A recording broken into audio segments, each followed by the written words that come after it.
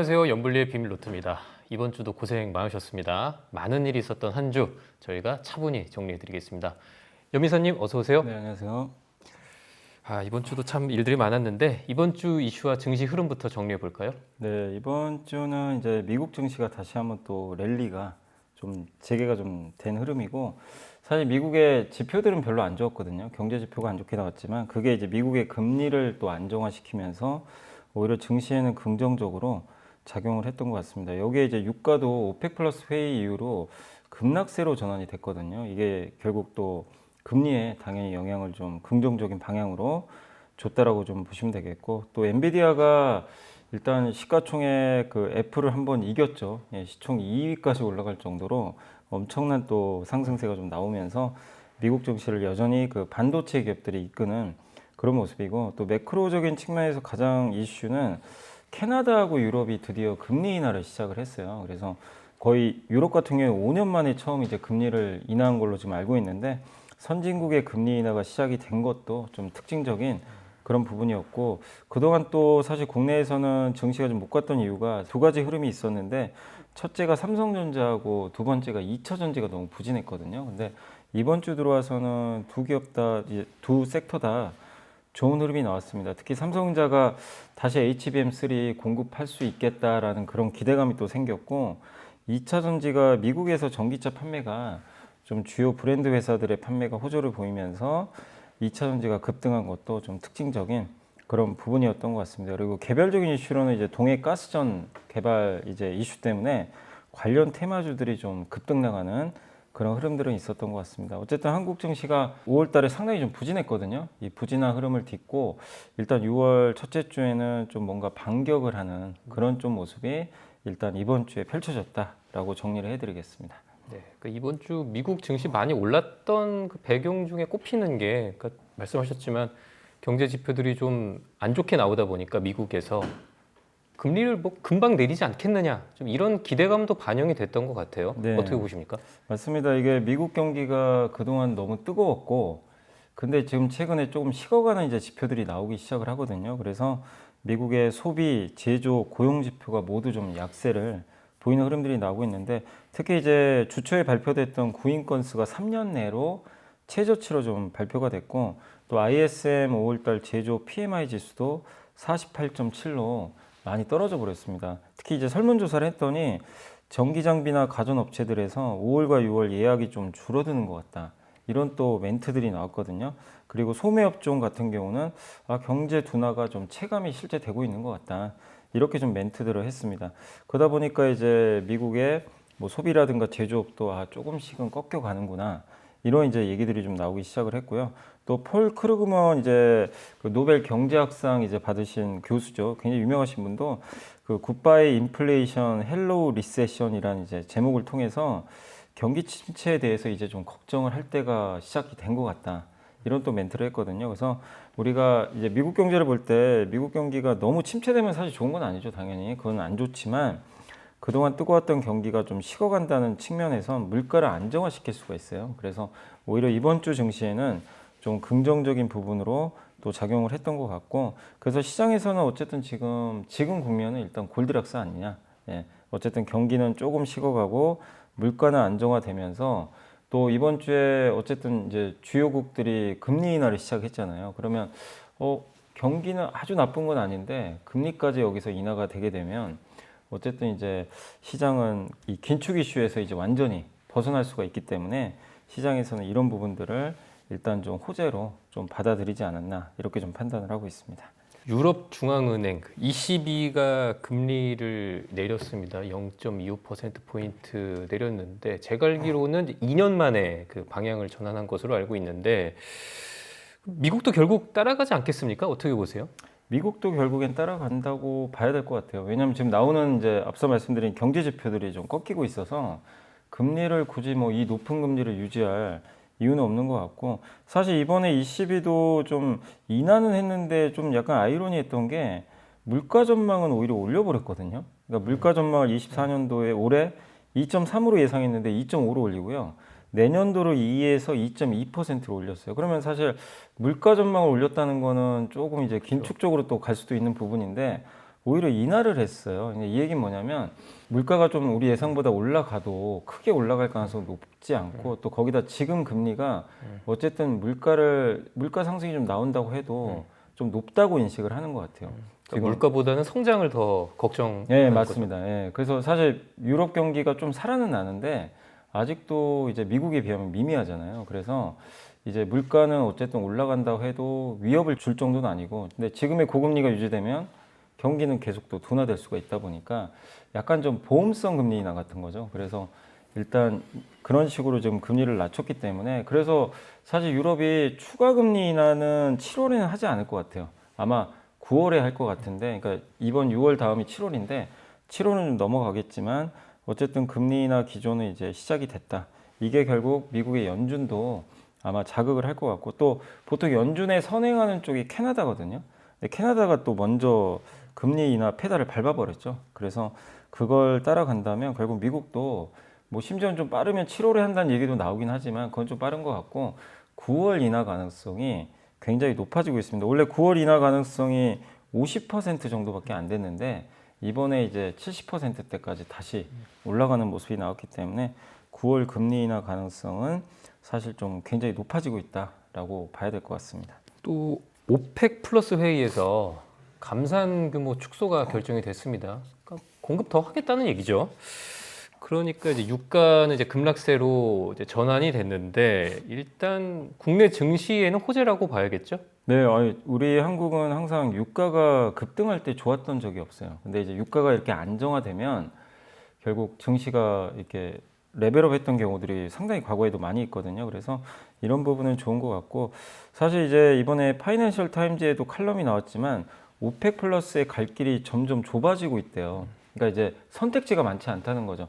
사우디가 이제 유가가 급락하는 걸 방어하기 위해서 그동안 계속 감산을 연장을 했는데 이번에도 사실 연장은 됐어요.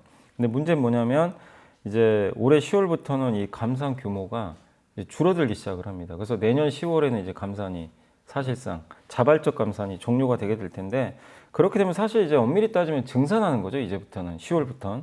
그래서 오히려 7, 8, 9월까지는 기존의 감산 기조가 유지되니까 그것 때문에 유가가 오를 수도 있어요. 그렇지만 10월부터는 이제 순차적으로 증산이 시작되니까 결국 유가는 하향 안정화될 가능성이 좀 상당히 높고, 그 다음에 미국의 셰일가스라든가 우리나라도 이제 동해가스전이 어쨌든 뭐 시추는 해봐야 되지만 그 전에 가장 이슈가 됐던 나라가 가이아나잖아요. 네. 근데 가이아나도 지금 미국 셰일오일 못지않게 거기서 이제 유전이 개발되면서 생산을 지금 늘리다 보니까 오펙 플러스 말고 이들 외의 지역에서 원유 생산이 지금 늘기 시작하는 거예요. 그러니까 이거는 이제 오펙 플러스가 유가 혼자 방어하기가 쉽지가 않다는 얘기죠.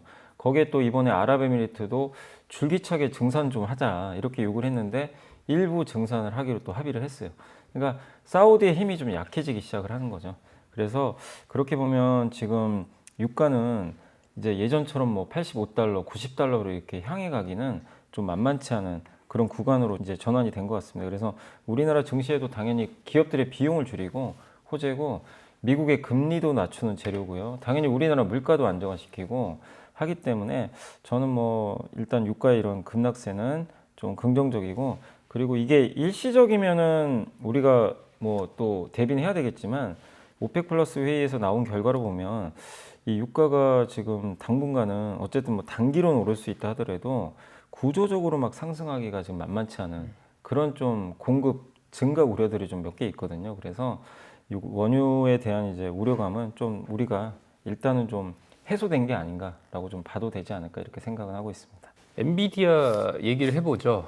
그 애플을 제치고 그 시가총액 2위에 오르는 기업을 토했는데 일단 급등 배경부터 짚어주시죠. 예, 일단 이제 급등 배경은 물론 이제 많은 미국의 이제 증권사들이 좋은 평가를 내리고 있어요. 뭐 최고의 선택지다라는 평가를 내리고 있고, 그리고 젠슨왕 CEO가 확실히 시장이 원하는 걸 잘 알아요. 뭘 원하는지. 그러니까 계속 성장을 하는데 그 이상 뭘 보여줘야 되거든요. 주가 오르기 위해선. 근데 그거를 끊임없이 보여주고 있는 게 이번에도 그 AI 반도체 칩과 관련해서 다음 버전 이름이 루빈이거든요.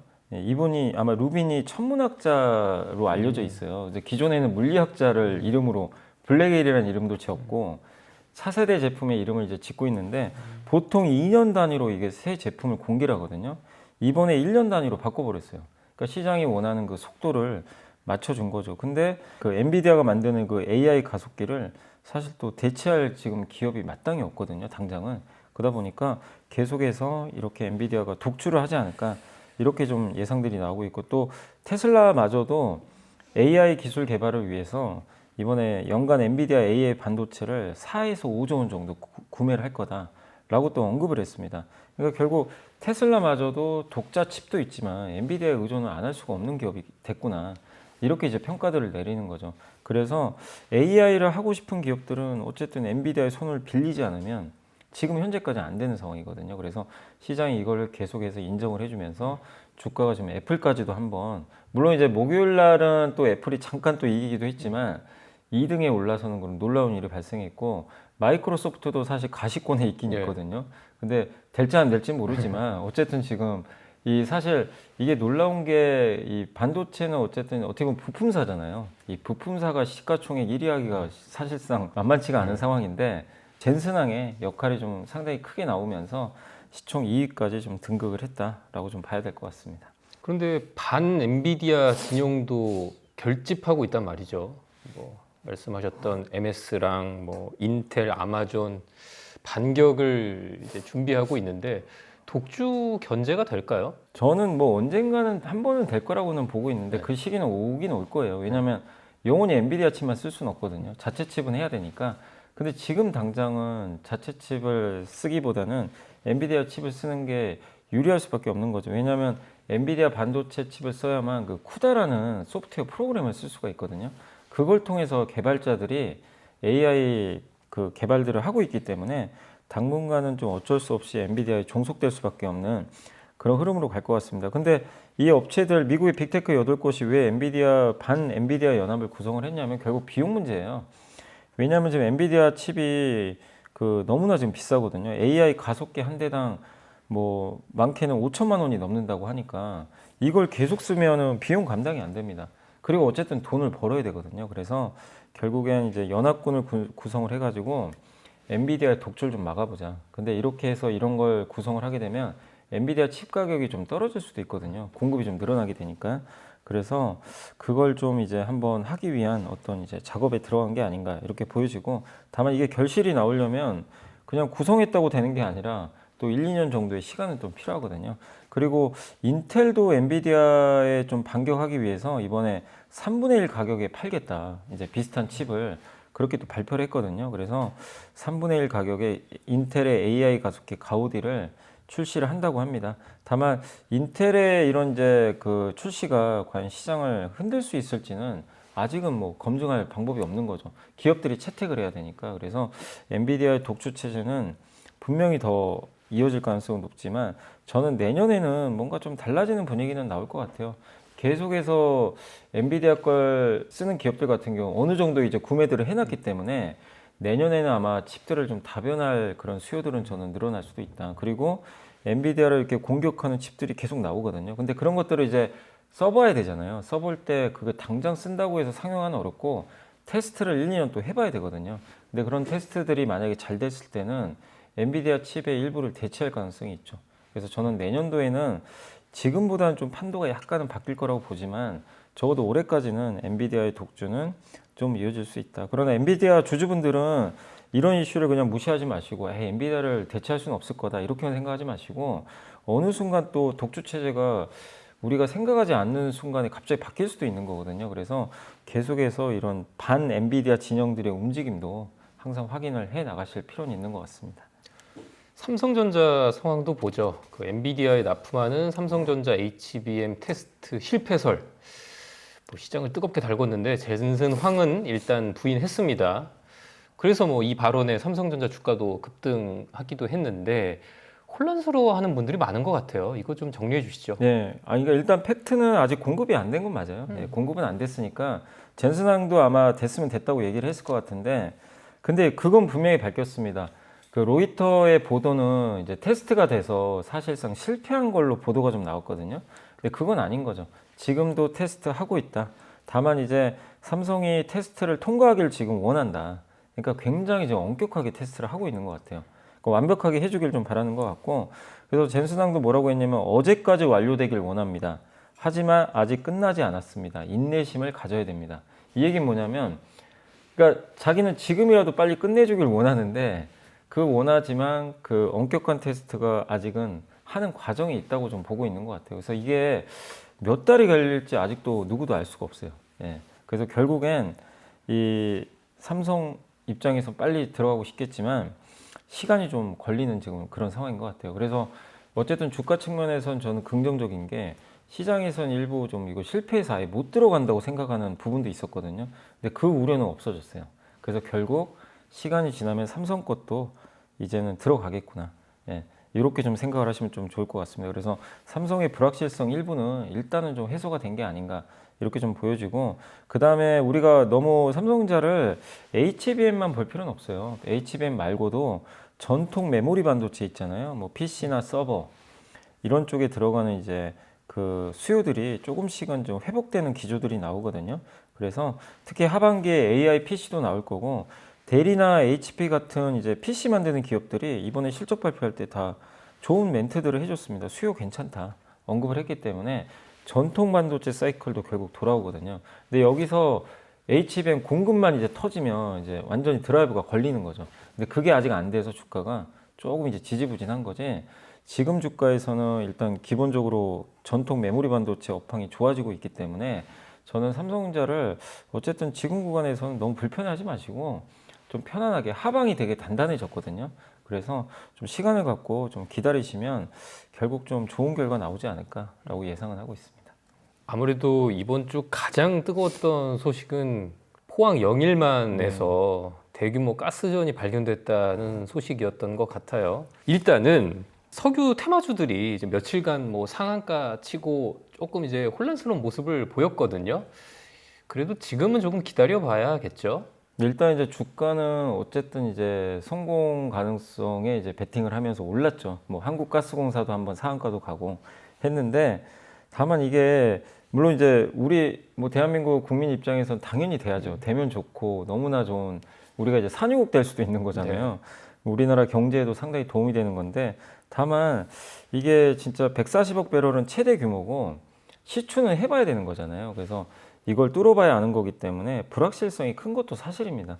그래서 일단 올해 연말쯤에 탐사를 해서 내년 상반기에 결과가 나오니까 그때까지 좀 공백 기간이 있어요. 근데 이거는 우리가 이제 주식 투자 관점으로 한번 본다면 긍정적인 것도 있고 안 좋은 것도 있는 게, 이게 된다는 보장을 못 합니다. 사실 100%. 그 확률도 20%라고 하니까 확률로만 보면은 오히려 안 될 가능성이 더 높은 거죠, 어떻게 보면. 근데 주식 투자는 확률 싸움이니까 그러면 이런 불확실성에 내가 베팅을 해야 되나? 근데 어쨌든 이런 테마가 한번 불기 시작하면요, 그게 소멸될 때까지는 쉽게 안 꺾이는 게, 왜냐하면 정부는 계속해서 이제 이거를 지금 앞으로 이제 탐사를 할 거니까, 그럼 그때까지는 어쨌든 기대감이 소멸된 건 아니에요. 왜 이 말씀을 드리냐면, 초전도체 관련주가 처음에 나왔을 때는 안 믿는 분들도 되게 많았잖아요. 근데 주가는 그거랑 상관없이 대장주는 엄청나게 한 10배 가까이 올라버렸거든요. 그러니까 저도 야, 저거는 좀 너무 좀 심하게 올라가는 거 아닌가 싶은데, 근데도 그냥 하늘을 뚫고 계속 가더라고요.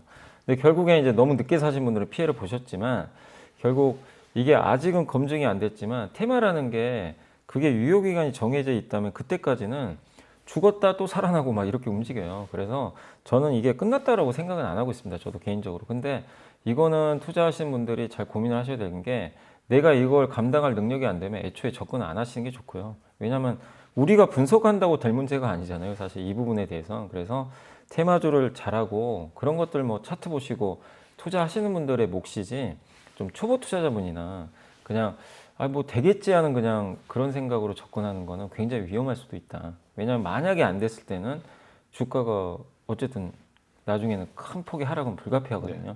그리고 된다고 해도 이게 상업 생산이 2035년부터예요. 네. 그렇기 때문에 되면 좋죠. 좋은데 주가는 또 미리 또 그런 걸 선반영을 또 해버리거든요. 그래서 저는 지금은 어쨌든 투자분들이 좀 냉정하게 투자를 하셨으면 좋다고 생각을 하고 있기 때문에 뒤늦게 따라가지 말자. 네. 테마가 쉽게 죽지는 않겠지만 저는 되도록이면 이쪽 테마는 그냥 좀 특히 초보 투자자분들 같은 경우는 그냥 관망만 하고 그냥 뉴스를 좀 지켜보는 그런 정도로만 하셨으면 좋지 않을까 이렇게 말씀드리고 싶고, 다만 이제 이게 개발이 됐을 때 이제 분석을 해보니까 제일 수혜를 받을 수 있는 업체는 한국가스공사는 맞는 것 같아요. 왜냐하면 그쪽에서 이제 가스 개발이 되면 그걸 판매하는 회사가 가스공사고, 예전에 동해가스전 지금은 이제 그 생산이 중단됐지만 동해원가스전 같은 경우는 한국가스공사가 그걸 통해서 판매를 했거든요.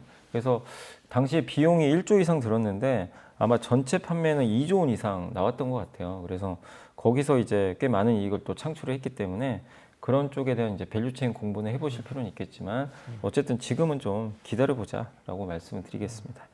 궁금하긴 해요. 이게 석유와 가스전 좀 밸류체인에서 뭐 관련 부품주라든지 관련 업종주가 어떤 게 있는지가 궁금하긴 합니다. 일단 조선주도 수혜가 예상이 일부 되는 게, 아 그래요? 배 이제 시출하려면 시추선이 있어야 돼요.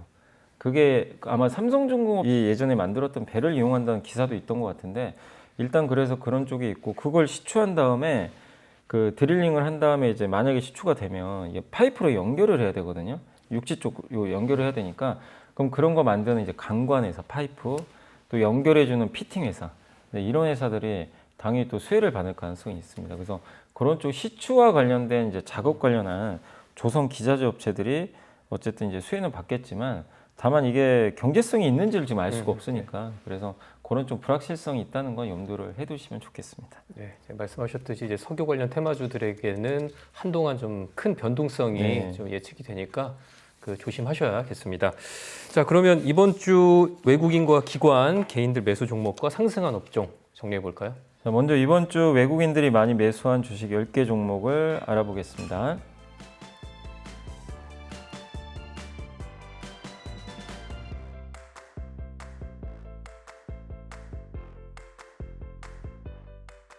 이번에는 기관들이 이번 주에 많이 담은 10개 종목을 알아보겠습니다.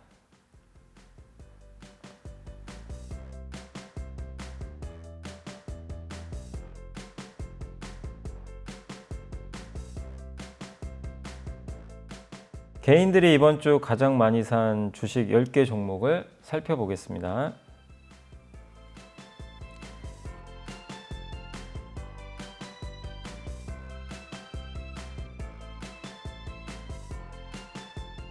이번에는 이번 주 상승한 10개 업종을 살펴보겠습니다.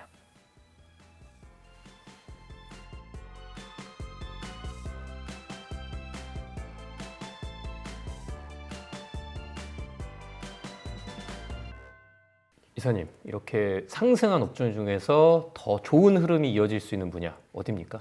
물론 이제 이번 주에는 강관업체가 제일 돋보이긴 했어요. 이제 가스전 관련주니까. 근데 그쪽은 좀 지켜만 보시면 좀 좋을 것 같고, 어쨌든 이제 주 후반부터 2차 전지 쪽이 좀 살아나기 시작했거든요. 그래서 2차 전지 셀이라든가 이제 리튬 관련된 기업들 한번 좀 주목을 해보시면 계속 좋을 것 같고, 단발성 이슈는 좀 아닌 것 같습니다. 그래서 조금 더 열어놓으실 좀 필요는 있는 것 같고요. 그리고 주 후반에 역시 그 반도체, 삼성전자가 오르면서 반도체 관련주들도 좀 올라가는 모습이 나왔는데, 그 중에서도 3D 낸드 업황이 좀 하반기에 개선될 거라는 이제 분위기들이 좀 나오고 있어서 3D 낸드 쪽도 한번 보시면 좋겠습니다. 그래서 2차 전지 셀과 리튬 관련된 2차 전지 쪽하고요, 3D 낸드 쪽에 관련된 반도체 업종들 주목을 한번 더 해보시면 좋을 것 같습니다. 마지막 순서죠. 염이사님이 선정한 이번 주의 보고서 어떤 내용이죠? 교보증권의 권우정 연구원님이 여기에서는 음식료가 성장주라고요 라는 이제 제목의 보고서인데, 여기가 이제 인도입니다. 인도 관련된 내용인데, 요새 인도에 또 관심들이 많으시니까 한번 이 보고서 보시면 좋겠고, 이제 음식료 관련된 내용인데요. 인도가 이제 최근에 10년간 소비 지출 성장률이 11%로 중국이 9%, 미국이 5%, 이거에 비해서는 좀 높은 성장을 하고 있고, 또 인도는 소비 지출 성향이 제일 높은 연령층이 20, 30대거든요. 여기 인구가 무려 3분의 1이나 됩니다. 그래서 소비 성장은 앞으로 이어질 가능성이 좀 높은 상황이고, 또 무엇보다 지금 중산층이 비중이 31%인데 2030년에 46%까지 확대될 걸로 전망을 해요. 소비의 중심은 역시 중산층이기 때문에 중산층이 늘어난다는 것도 긍정적이고, 그 다음에 이제 식품 시장 규모가 우리나라 돈으로 1117조 원 정도 된다고 합니다. 지난 5년간 연평균 9% 성장했는데 한국의 6.5배 정도 된다고 보시면 좀 좋을 것 같고요. 인도의 1인당 GDP가 2,600달러거든요. 근데 보통 10,000달러까지 이렇게 그 GDP가 올라갈 때 식품 시장이 성장을 했다고 합니다. 그래서 인도는 본격적인 그 식품 시장 성장 초입에 있다. 이렇게 보시면 좋을 것 같습니다. 근데 인도의 문제점이 물류가 좀 발전이 잘 안 돼가지고 이런 이제 식품들을 운송할 때요. 운송비가 너무 많이 들어간대요. 그래서 물류를 좀 현지하거나 현지에 좀 유통망을 좀 확보하는 게 무엇보다 좀 중요하다고 하는데, 그래서 우리나라에서 이제 대표적으로 롯데웰푸드가 진출을 했는데 푸제 지역에 뭐 빈과 신공장을 또 설립을 해서 지역에 이제 지역별로 이제 특화시키는 거죠. 그래서 그런 사업들을 좀 하고 있는 게 특징적인 좀 부분이라고 보시면 좋겠습니다. 그리고 인도의 제과 시장이 이제 식품 시장 말씀드렸지만 따로 이제 제과 시장만 분리를 하면 5년간 연평균 9% 성장을 했는데 세계 7위 정도 되고요. 근데 이게 성장성이 있는 게 미국의 1인당 그 1년간 제과 소비량이 45.2kg이고요. 한국이 13.1이거든요. 근데 인도는 3.8kg밖에 안 돼요.